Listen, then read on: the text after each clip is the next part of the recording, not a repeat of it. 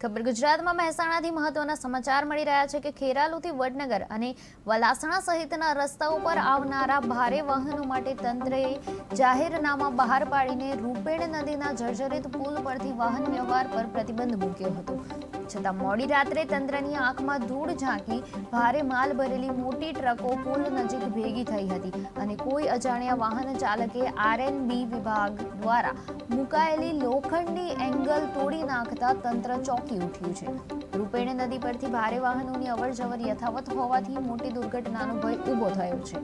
લોકો રસ્તા ડાયવર્ટ કરવા માટેના આદેશોનું પાલન કરતા નથી અને 5 થી 10 કિલોમીટરના ફરકથી બચવા પુલ ઉપરથી પસાર થવાની જિજ્ઞાસા રાખે છે. ખેરાલુ પોલીસે કડક કામગીરી શરૂ કરે તેવી જોગવાઈની માંગ ઉઠી રહી છે, ત્યારે તંત્ર રૂપેણ પુલને પહોળો કરવા તજવીજ હાથ ધરે તો આગલી સમસ્યાનો ઉકેલ આવી શકે એમ છે.